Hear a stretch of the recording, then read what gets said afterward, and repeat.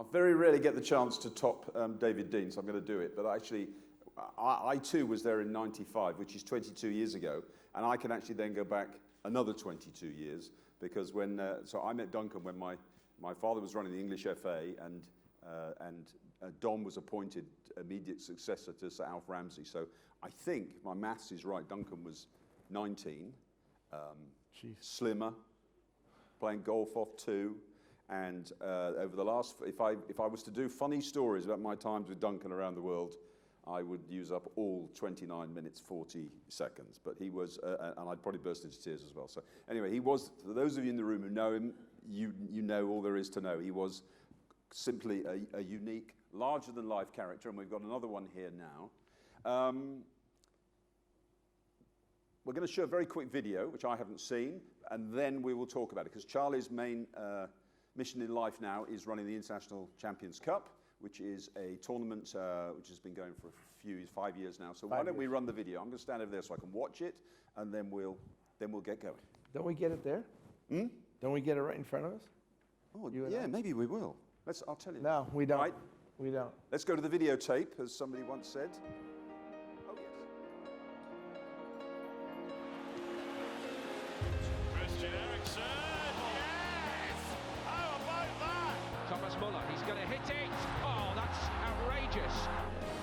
Well, that's an excellent ball and a terrific finish. Vincent Janssen. And it's quite the comeback from Tottenham. How about this at the other end? Roma have regained the lead through Tominello. Lo Celso, he's been active. Kurzawa. There it is, Javier Pastore. It's a fine effort from distance, and Real Madrid are on the boards. Dez made a good run into the middle. Oh, brilliant header. There's Douglas Costa. Now Dybala. Stretching. It's the goalkeeper, Lukaku. Emerson came all the way out, and the Romelu Lukaku dispatches it with a blob. And the other, Neymar. And still, delightful. Anthony Martial. Martial to Lingard. Jesse Lingard, a scorer at Levi's Stadium. Just the second time that Real Madrid and Barcelona have ever met outside of Spain. Entrance to the tunnel now floodlit, awaiting the entry of the Gladiators. The eternal rivals lock horns. And here's Lionel Messi going through. Lovely balance, and he scored. Goal! Leo Messi! Kovacic. That's nice. That's very nice. Feet of a dancer in the build-up, the eye of an assassin in the finish. And it's Piqué! Barcelona have won not just the match, but also the International Champions Cup trophy for 2017.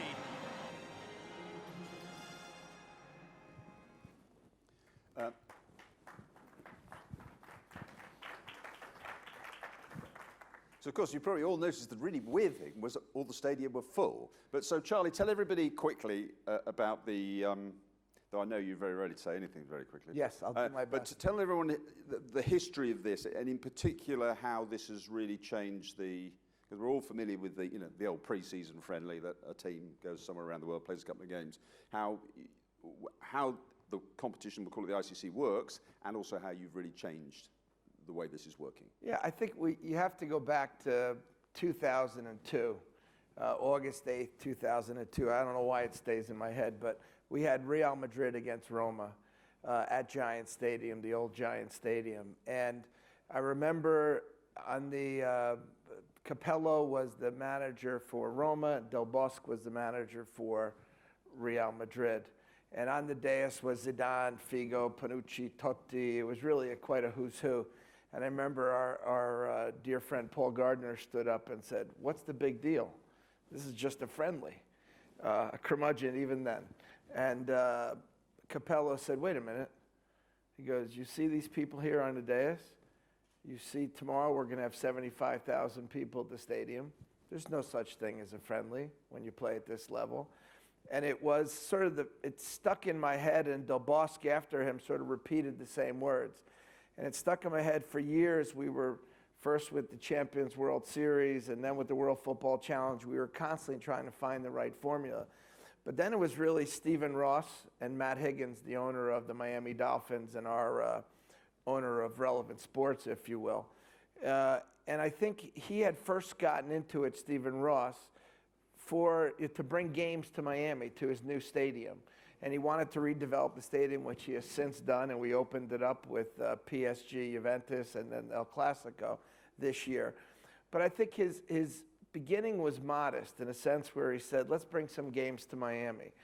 But then quickly, the first week, when you deal with someone like Stephen Ross, the first week we got on his plane, not my plane, we got on his plane, flew out to meet Eric Shanks from Fox, the young president of Fox Sports, and said, I want a tournament. And I'm not sure he really knew what a tournament was, because to an NFL owner of the Miami Dolphins, he was thinking a tournament. It's more like the NFL playoffs. And we tried to explain to him, John Scheinman and myself, my partner of 17 years, we tried to explain, teams aren't going to come over for one game.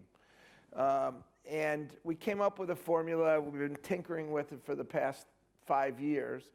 But basically, what we have is, each team, we try to get a high-level group of teams in the U.S., China, Singapore now, and each team plays the same amount of games. So in a sense, you're not all playing the same teams, but you're still playing high-level teams. And so the winner, whoever has the most points after 3 games, ends up being a winner of the Champions Cup. And that's something we're trying to get better at, but we really need a unified schedule for that to work. Because you see teams like PSG start at the end of July, and teams like Real Madrid or AC Milan will start at the end of August. So if there was a unified calendar, we could have more of a tournament. But this is the best we could do under these circumstances. You were up against the Gold Cup, weren't you? Yeah. We outdrew the Gold Cup by quite a bit. I think we had 57,000 people on average. Set records in New Jersey, 84,000. Set records in Nashville, 56,000. Set records at the Coliseum, 93,000 people. So we did really quite well. We've captured the imagination of the people. But when you started this, historically, there's never really been any TV rights money in pre-season matches because the broadcasters, keep their money back for the main events. So how have you actually managed? There's obviously been a considerable investment. We've heard $100 million so far or whatever. Yeah. But there's obviously investment. How did you change the dynamic? Because when you started, ticket revenues were low, virtually no. I imagine sponsorship was negligible and no TV revenue. Yeah, after the first year, we decided to buy the TV rights and the sponsor rights from the teams. We felt that the only way... Or even in their markets as well. Even in their markets as well. So we have... Which historically, they've always retained them in their own market. Right. So we have the Spanish TV rights for El Clasico. Yeah. And the teams, in some instances, can buy that back. And they can buy sponsorship for their sponsors, which is fine. But we sell it, it's an arm's length transaction. And, we've grown it from about an $18 million product. And this year will be over $150 million. In revenues. Of course, that's not profits, but in revenues. And I think the key there is to sign up teams long-term and to have their rights, and even in their own market for TV and sponsorship. So we've developed a platform that's changed considerably from the old, friendly matches where you had just ticket rights. And just explain how what happens in China and Singapore fits into it.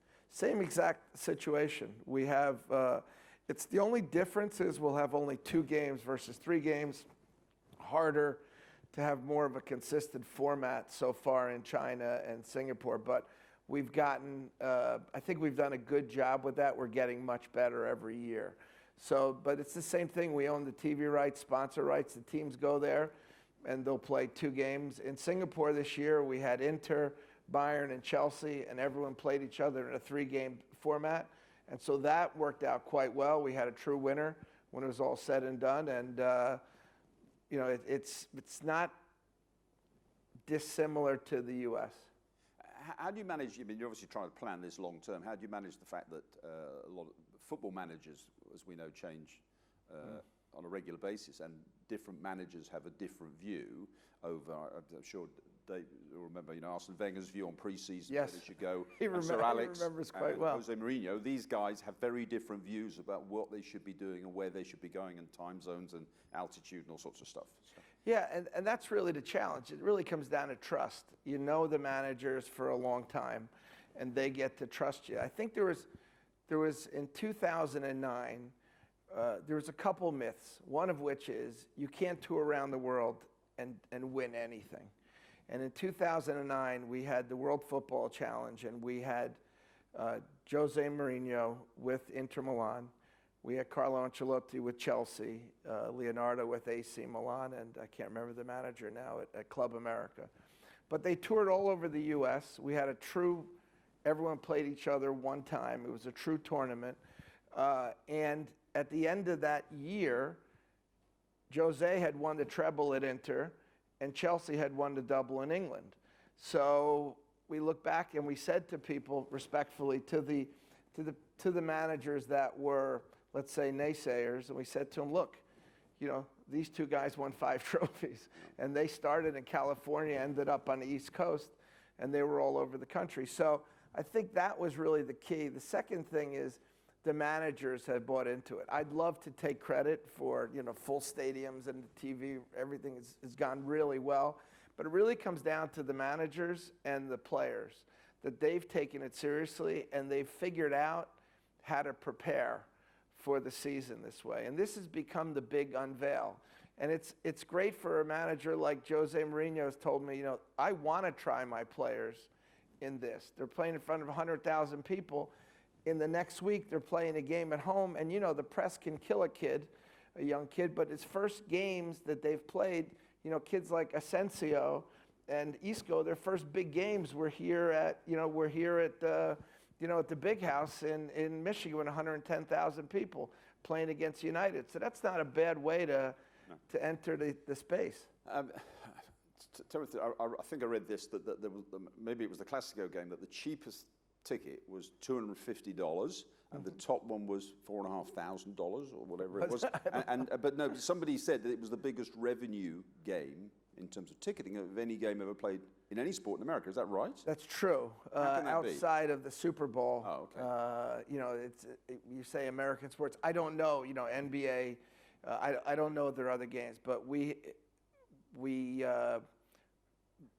garnered more revenues in that game than even the Centenario that was held at MetLife. And we just treated it really like any other big event in America. And the fans came out.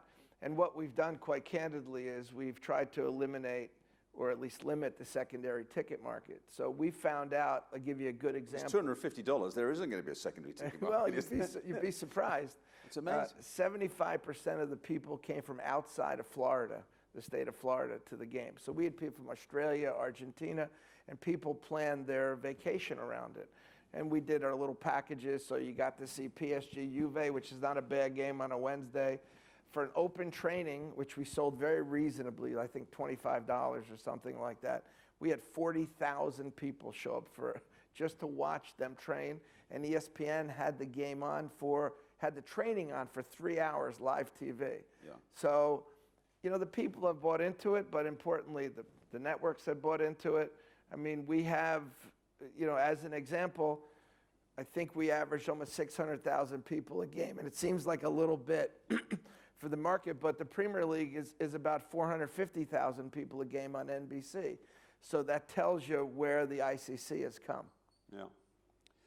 We'll come back to the ICC, but I was reminded in an article I read online in the BBC, I think you gave an interview yesterday, did you? Did I? Yeah. Yes, in which he reminded us that you were once called a poster boy for greed. Yes. And a corporate goblin. I'm also a mogul. A billionaire. Yeah. A billionaire. Yeah. I do a radio show, and on our mornings I offered anyone that could come visit my house and say that I was a billionaire could have the house. No one has taken me up on that offer yet. No, look, I think that... Let me just explain. The reason that you were called the poster boy for greed was it was an episode, I think, last year when you and Steve Ross met some leading English clubs about the concept of a breakaway league. So you want to put that one to bed? Yeah, that would be nice. I know I'm going to get in trouble again. You know, in simple terms, we had met with these clubs because we were trying to do a long-term deal with these clubs, and we were trying to really set the stage for the ICC. One of the items that came up is the discussion of this Super League that had been going on, and it really wasn't our idea. I mean, it's in real simple terms. I think a lot of the clubs were looking for at least a stalking horse out there, so they could go back and say to their leagues and I'm not saying anyone in the Premier League, which is an annual event of going back and asking for more money. Yeah, and I think that's very true. I think that we became a welcomed interloper, if you will, from the clubs, although they couldn't say that. And we just happened, we had meetings with all the clubs in Europe. We just happened to have a meeting with the English clubs that we were, you know, quote unquote exposed. We were at the Dorchester. We weren't trying to hide anything. I think the Sun called it a clandestine meeting, and everyone walked in and out of the front door of the Dorchester, didn't they? Yeah, it was anything but clandestine. And it was really, the topic was brought up in a sense of what's your position, you know, the relevant sports on this. And we were, you know, our position's the same. We're trying to build the ICC. But you were a bit rude about Leicester City, weren't you? That's what... I think you were just being the promoter then, weren't you? Yeah. Stirring it up. You know, I was stirring it up. I have since apologized to Susan Whalen. And one of the things I did in 1975, the first game I saw in the old First Division was Leicester Aston Villa, and Nichols, I think, scored all 4 goals in a 2-2 draw. So I go way back in Leicester. I'm actually there before I probably visited Leicester. How many people here have been to Leicester? Probably I win, right? I'm sure I win. There's only a few of us. Yeah. So I actually spent 2 weeks in Leicester as a kid. Met a nice girl there. I do remember that. Okay. I was quite exotic. We haven't got time for that one. Okay. I mean, we're all particularly interested in a lot of things going on in America at the moment. I mean, do you see yourself as competing with the MLS, or do you see it as complementary? It's a funny question because I see it as complementary, but I've heard... Do they? I don't believe so. It would be hard I think I've heard different quotes. I've seen different quotes from different leaders in soccer, and some have called us, you know, pirates as opposed to pioneers. But I think that when you look at it, we help them a great deal and they help us a great deal. And I see it as, you know, it does sound corny to say a rising tide and all ships, all that, but in simple terms, we've been in cities that MLS has, you know, they've created a franchise after we were there. Toronto, Seattle, New York City, Yankee Stadium. We're the first in all these different venues. And even now, Nashville, for example, saw the success we had with Man City and Spurs, and they've already said that this is a leading contender for MLS. And the same with U.S. Soccer, because we go into cities that we see U.S. Soccer has had a good game in. So I think we really do help each other, and I'm not really sure where they get the competitive nature of it, you know? I mean, coming back to this closed league subject, there's this do you want to explain a little bit about this interesting case that's going on at the moment? Because there's a guy called Ricardo Silva, who's very well known in our industry as a sports agent and has been for many years, heavily involved in Italian football. He's bought the Miami franchise in the NASL. Exactly. Exactly, and he has just brought a case. Do you want to just explain that? Yeah, as I understand it, I haven't read the claim yet, but as I understand it, he's brought a claim for a declaratory judgment, which is basically for FIFA to make a statement. Because in FIFA's regulations, as I understand it, you can only have leagues that are in a particular country. You have it here in England, you have Wales, but it's part of the UK, part of the same government. We have, and every league has to be relegation and promotion. And that gets the official imprimatur of FIFA, if you will. Well, an interesting thing what he uncovered, and he was telling me over a cup of coffee, he uncovered that, you know, the MLS is actually a closed league, and, you know, we share, even though I like to call Canadians nice Americans, they are really, Canada's a different country completely with different laws. And so he's asked to find, what are the regulations? Because we have a closed league in America, and we have cross borders, if you will, with Canada. So I think it's fascinating because he, at least on the surface, is saying to, I want to get into NASL. I want to be able to get into the MLS. And right now, that's really, it's opposite. Which is what the Cosmos were arguing as well. Exactly, and that's really their argument. They can never get into that league, no matter how well they do. And so we talk about a closed league, and it's anathema to everything we talk about in Europe and South America, and now in Asia and Africa. But in the United States, we have a closed league. But you can give them your money and create another team. So it's a closed league, but it expands, but it only expands from within. It doesn't expand through promotion. And right, exactly. And they have now, it's an escalating scale, if you will. And it's really based not on, I think it's fair to say it's not based on actual revenues and where they are, but based on what the next guy will pay. And what we have now in the U.S. is, as everywhere in the world, we have more billionaires every day. And the ultimate club, if you will, is the NFL, where you have to be an individual owner to own the club. You can't own another professional team in the U.S. And our owner, Stephen Ross, refers to his colleagues, if you will, in the NFL as partners. He refers to the Glazers as his partners, not as, because he's the Miami Dolphins owner and they're the Tampa Bay Buccaneers. They're his partners. So it's a very different mindset than it is in our European football, because Barcelona is not going to call Real Madrid partners. Yeah. They're the competitors at best. How do you, what's your take? I mean, USA has bid jointly for the 2026 World Cup with Mexico and Canada, which raises a whole raft of questions. But, I mean, how do you see that panning out? Well, they're up against Morocco at the moment. Yeah, I think it's, as we say in America, it's ours to lose. Yeah. I can't imagine that we don't have the World Cup. I saw Sunil Gulati, our president, who I've known for 30-something years now, he was almost gleeful in talking about how this is going to be by far the most profitable World Cup. And you see why. All the stadia are done already. Yeah. The highways are done. The train stations are done. There isn't the hotels are there in the cities. So. And it's 48 teams, isn't it? Yeah, exactly. What's it, 40 teams or 48? I don't know what it is. Yeah, what it is. I mean, I think it's 80 matches, but from the quarterfinals onwards, it's all played in the USA. Yeah, exactly. So it's 60 games in the U.S., 10 and 10 in Canada and the U. And when I talked to Sunil, and I think when I've talked to contacts within FIFA and UEFA, I think it's in CONCACAF and CONMEBOL. I think it's almost a given it's going to be in the U.S. I'd be shocked if they lost. I mean, we were talking about it before in the break. I don't know. Every day I wake up and I see that our president has made a new tweet. So I don't know. I don't know. I mean, the only thing that could possibly derail it, I think, would be some crazy action on our parts from the government. But I can't even imagine that at this point. Yeah, and mathematically, he can't be president in 2026, can he? I think he's...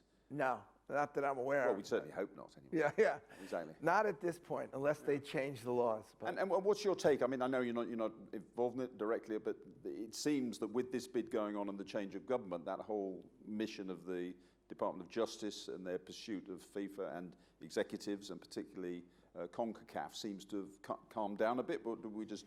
Yeah, I don't know. I mean, interestingly, this year Sunil Gulati had called me to congratulate me. I was one of 3 Americans on this top 50 influential people, whatever that meant. And what was more interesting to me was that the other person on the list was the prosecutor. Yeah. That she had from the Brooklyn DA's office, that she had prosecuted a lot of the FIFA and CONCACAF and CONMEBOL folks, if you will. And so, I mean, it's really quieted down since Loretta Lynch, and that whole, and the old administration was there.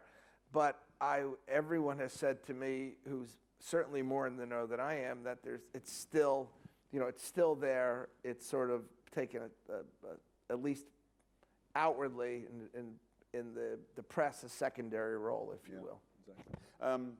We've got sort of 5 minutes left, so if anybody does want to ask a question, put your hand up, but I'll just keep going. Particularly, I mean, you, with your Italian heritage and what have you, I mean, I know you're a big fan of European soccer, and particularly with this crazy transfer market we've had. Yeah. And I wonder, first of all, I imagine with all that going on, particularly the Neymar thing was actually good for the ICC, but at the same time, did you think that's changed part of the dynamic of the pre-season thing now that it's just I think it's fascinating. You saw the video and Neymar's in every picture because I think he was, I don't know if we had an MVP. I think we have MVP for games, but I don't think we had one for the overall. But he would have won it overall. He had an extraordinary tournament, and the first minute of the Classico, he went down, in a sideline. And people told me that the TV commentators were saying things like, oh, he's definitely going to PSG now. He's going to walk out of the game. He's going to, and literally, your heart sort of sinks. You sit there, you go like, oh, he's not going to really walk off the field, is he?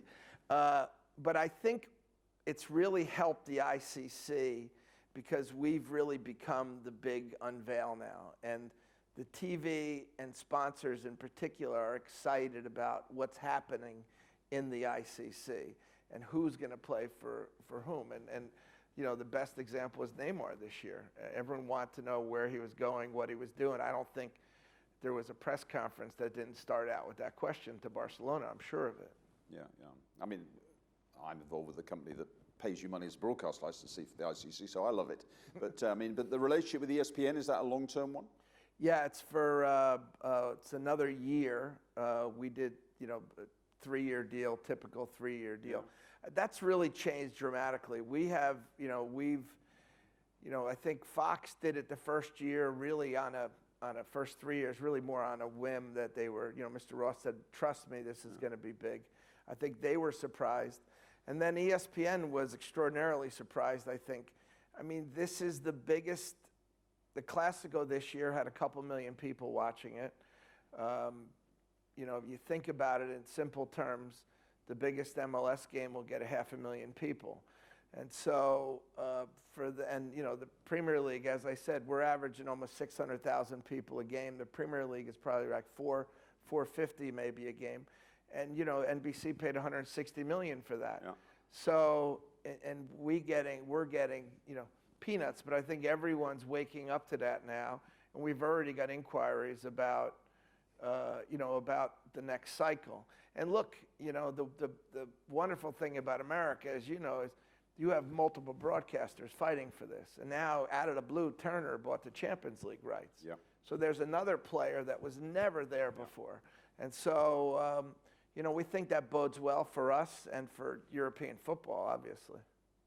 A bit of a left field question. I mean, how do you see now that landscape of American sports broadcasters, particularly with not the demise of ESPN, but just changing so radically with the shift to OTT and the rest of it? Yeah, I mean, it's a great question. I will tell you this, that I think the Premier League has done just a remarkable job. As we all know, this is not, And they did a 6-year deal with NBC. They did a 6-year deal. So NBC said, we'll pay this, but we want to commit because we're going to build it. Exactly. And I wouldn't, like I said, I met with David Levy, the president of Turner, recently just to, chat with the people and, what's your interest in soccer? And all the people believe this is the next big sport, and where the ratings have sort of, in the major sports, have sort of not declined, but haven't gone through the roof like they were before. And I think they see soccer as a real opportunity, especially European soccer. Think in these terms here, as far as the most popular sports in the U.S., it's the NFL, I believe it's college football, NBA, Major League Baseball, and then the 5th one is international soccer. And that's ahead of, hockey, and MLS is number 10, if you will. NASCAR's struggling, well, not struggling. NASCAR's below. So really, the interest is in international soccer. It'll be a long time before you catch something like the NFL, right? But, international soccer has already surpassed hockey. I think that it will surpass baseball soon. And really, it's only really, our college sports, which people are crazy over. in football and basketball to a degree, but I think international soccer is right up there. Anybody want to ask a question? Yes. Yes? Hello, it's Tia Hofmeister from Borussia Dortmund. I have one question, as we've been talking about the US a lot now. I have one question about the ICC in China. Especially this year, we could see that there are a lot of additional tournaments and clubs playing each other in China. How do you see that as a competition for the ICC in China and the development of its position? Yeah, that's a great question. And Borussia Dortmund participated with us this year in China. I think that Asia is a big market, and that's the benefit of the U.S. is that we are, and even if you go to Canada and Mexico, there's ties between the countries, but it's very different if you go to China or Japan or Singapore and other places.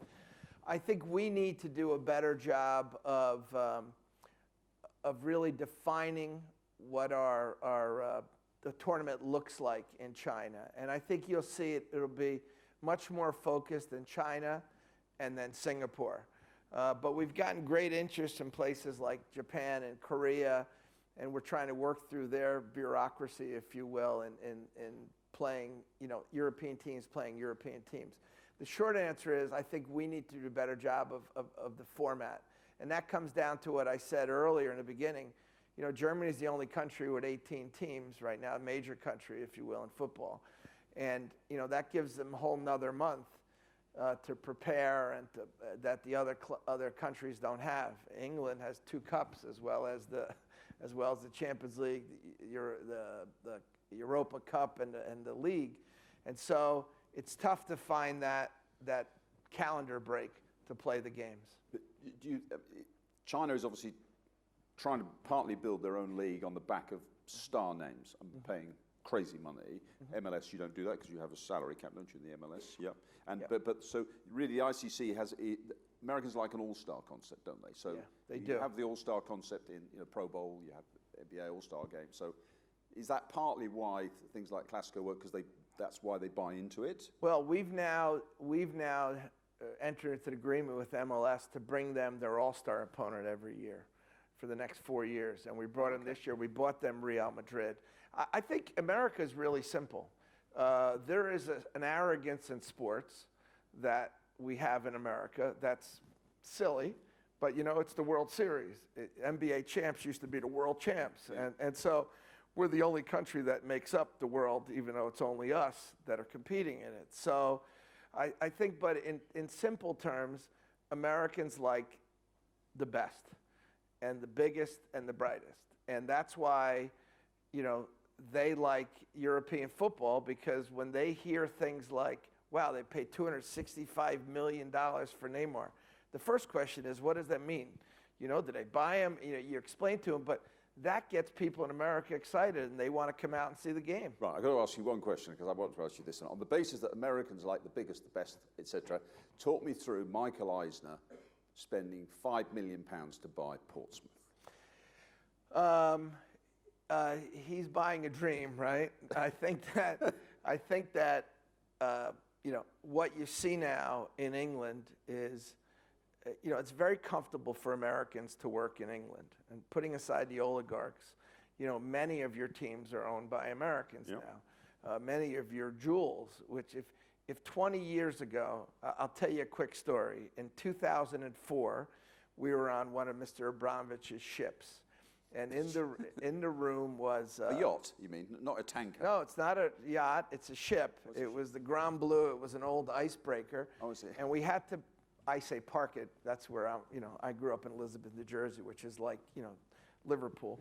But you dock your ship. They couldn't dock it in the They had to dock it in the shipyard because it was that big. And on the boat was Peter Kenyon, your friend Peter Kenyon, Adriano Galliani, Roman Abramovich, and Eugene Tannenbaum, and all the and they had just bought Chelsea, really, and we had them in our version of the World Football Challenge at that point.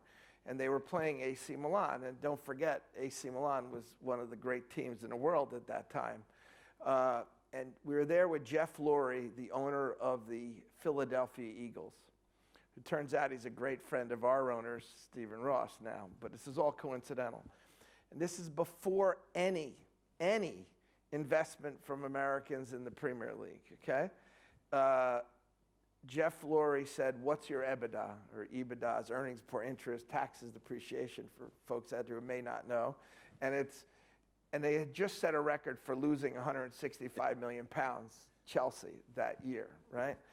And so Eugene Tannenbaum was translating for Abramovich. And so Jeff Lurie said, well, you know, the NFL, we all make money. Why would you do this? And he says, points to his heart, Abramovich, right? So he says, well, why don't I do something, Jeff Lurie says. Why don't me and my partners, as I mentioned, they referred to their colleagues as partners in the league, why don't my partners buy the Premier League? And he says, well, why would you do that? He goes, because then we can impose a salary cap in the Premier League. You wouldn't spend all your money on players. And Adriano Galliani says to me in Italian, tell him I think it's a great idea. And so I said, Mr. Galliani says it's a great idea. And Eugene Tannenbaum says to Brian, see, even Galliani says it's a good idea. And Galliani says, yes, because now all the players will come back to Serie A if you have a salary cap. Exactly. So there we go. I suspect we're well over on time now anyway. So anyway, I hope you found that entertaining. I think a big hand for Charlie. Thank you.